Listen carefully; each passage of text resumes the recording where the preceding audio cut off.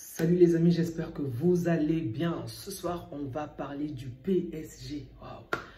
Depuis un moment, je n'ai pas parlé de la Ligue 1, donc on va revenir petit à petit. Comme je vous l'ai déjà dit les amis, jusqu'à ce que le Ballon d'Or soit rendu à un joueur, soit donné à un joueur du Barça, je vais être un véritable hater. Non, je plaisante. Je ne vais vraiment pas être le grand fan du PSG, mais je vais essayer le maximum d'être le plus, on va dire, impartial, ok, le plus correct possible. Mais je dois quand même avouer que Den Bouz me donne énormément de cartes pour tirer contre lui. C'est vrai, la saison 2024-2025 c'est terminé. Normalement, celle qui commence ne doit pas être prise en compte pour le Ballon d'Or, mais on ne va pas se mentir. Les personnes qui regardent le foot ou d'une manière ou d'une autre peuvent être influencées par des actions ou par ce que les joueurs vont réaliser jusqu'à ce que la cérémonie ait lieu. Du moins, jusqu'à ce que les votes aient lieu. Donc, bien que ces matchs-là, normalement, ne doivent pas compter pour la remise du Ballon d'Or, mais on ne va pas se mentir, ils ont leur importance. Bref, je vais essayer de planter déjà le décor par rapport à Den Bouz. Très bon joueur, il a fait une très bonne saison, ok. Mais je ne vais pas vous mentir, depuis que la saison a commencé, la saison 2025-26, je ne trouve pas Den Bouz intéressant, sans blague. Il n'est pas, je dirais pas nul, non, ça serait du mensonge, mais il n'est pas non plus impressionnant. Alors que pour ce titre-là, on a besoin que tu sois impressionnant. Bon, le Ballon d'Or de Rodri est une exception, mais Rodri a plusieurs points qui sont quand même allés dans sa direction, dont on pourrait parler la prochaine fois. Mais Den Bouz, même lorsque tu as la balle dans la surface, tu ne tues pas l'adversaire. Genre, il n'est pas adroit, il perd beaucoup de balles. La deuxième période était déjà mieux que la première, ok, mais la première, je l'ai trouvé catastrophique. En plus de cela, il a même raté un tir au but. Den Bouz, je ne vais rien dire de mal, je veux me parler que du foot, mais bon sang, qu'est-ce qui ne va pas? Bon, je comprends, je ne veux pas être un menteur, mais je comprends également certains joueurs comme Dembélé et Hakimi. Ces joueurs-là ont énormément joué la saison dernière, donc la fatigue se fait ressentir. On en parlait déjà avec le Real Madrid. Et là, on voit déjà 2 matchs du Paris Saint-Germain et les 2 matchs se terminent sur un score de 1-0. Et le jeu n'est pas si impressionnant. C'est vrai qu'il y a de très bonnes actions de temps en temps, de bonnes combinaisons, mais on reste sur notre faim en fait. C'est ça, on reste sur notre faim. Parce qu'on se dit, il y a tellement plus à faire offensivement, mais comment est-ce qu'ils n'arrivent pas à marquer? Je vais parler un peu des statistiques parce que comme on dit, les chiffres ne montent pas. Ok? Statistiquement parlant, le PSG a eu 21 actions, ok, 21 occasions, seulement 4 tirs cadrés. Comment c'est possible? 4 cadrés sur 21 actions, mais vous visez qui dans les gradins? Les supporters. C'est pas possible qu'on puisse viser les supporters aujourd'hui parce qu'on a vu de quelle manière c'était eux qui mettaient vraiment du chaud dans ce stade. Sans blague, même lorsque le Paris Saint-Germain t'ennuyait aujourd'hui, il suffisait que tu entends les supporters pousser des cris, chanter. Ça te donne encore envie de voir le match. Sans blague, vraiment, bravo, bravo, bravo. Les supporters ont vraiment été à la hauteur. C'est vrai que l'adversaire n'a pratiquement pas existé, ok, ça peut se comprendre, mais ils ont tellement donné de leur personne que, waouh, le Parc des Princes était vraiment chaud. Tu avais l'impression que le PSG est en train de jouer une compétition européenne, une compétition importante, alors que l'adversaire c'est Angers. Bref, vraiment, bravo aux supporters qui ont fait un très très bon match, ok, eux ils sont vraiment à féliciter, mais sinon pour la majeure partie des joueurs, je n'ai pas vraiment été impressionné, à la limite. Je parlerai de Doué qui est toujours doué, qui continue à être très doué. Vraiment, il est fort. Bravo à Doué, même si sur la finition également, il doit également s'améliorer. J'ai eu l'impression de voir le Yamal de la saison, pas celle de la saison d'avant, celle où on a joué avec Dembélé. Je crois 22-23, ok? Je crois 22-23, 23-24, ok. Celle de 22-23, je crois, là où Yamal était là, mais avec Dembélé. Mais bref, il est bon, il y a de bonnes choses, il y a des jolis dribbles vraiment impressionnants. Mais le dernier geste, c'est pas encore ça. Donc, pour moi, du côté du Paris Saint-Germain, je n'ai pas vu qu'il a été nommé homme du match, c'est pas certainement Ruiz, mais le petit Doué a fait un très bon match.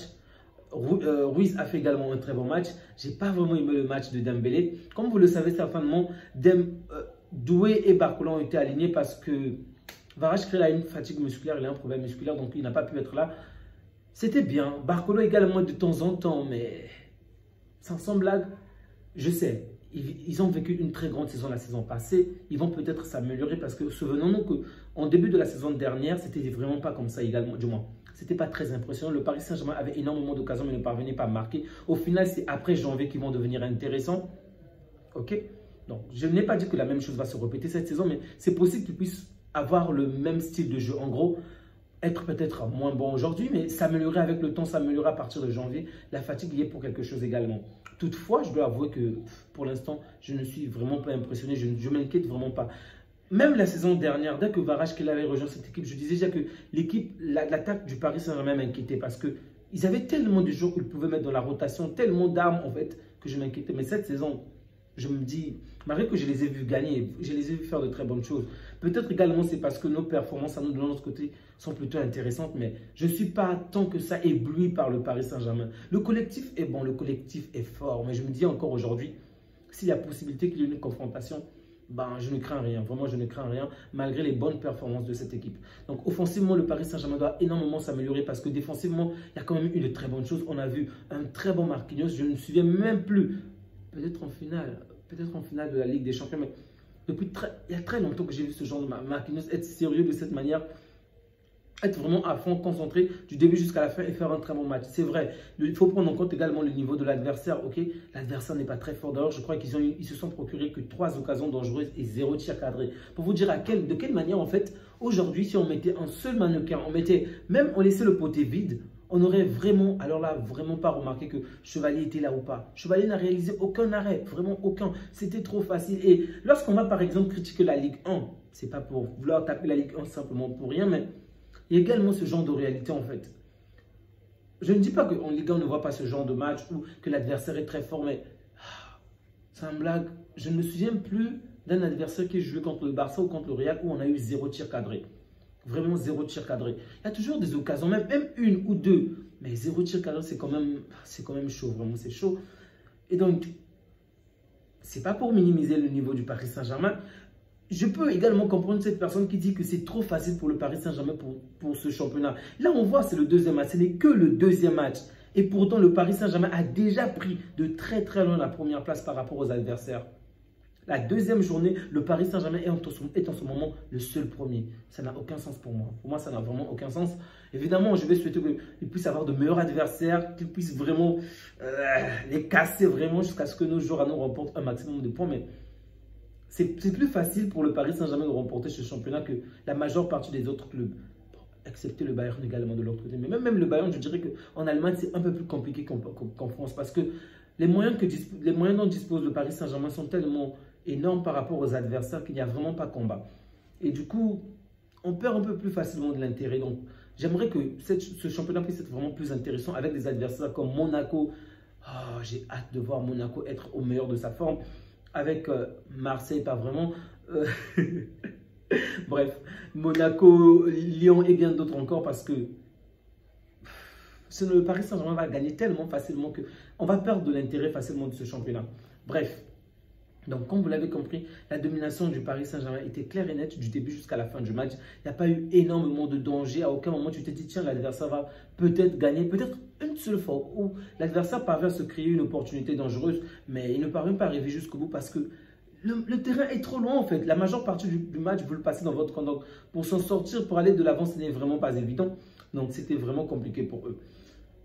Du côté du Paris Saint-Germain, comme je vous ai dit, j'ai trouvé le match de Ruiz, de Doué intéressant, de Neves également, puisqu'il revient quand même d'un carton rouge.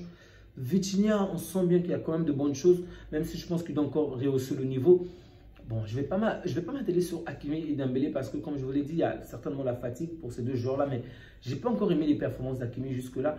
C'est peut-être la fatigue, peut-être des problèmes personnels, mais pour l'instant, je ne trouve pas je trouve qu'il n'est pas encore à la hauteur de son niveau à lui. Ok? Donc, Hakimi, je l'ai vraiment trouvé en dessin. Marquinhos et Pacho ont été très bons, rassurants, vraiment rien à dire. Neves également, Chevalier, c'est pas possible de l'évaluer aujourd'hui parce qu'il n'a rien fait. Kanginli a fait une très bonne entrée, mais le temps est trop court pour pouvoir l'évaluer.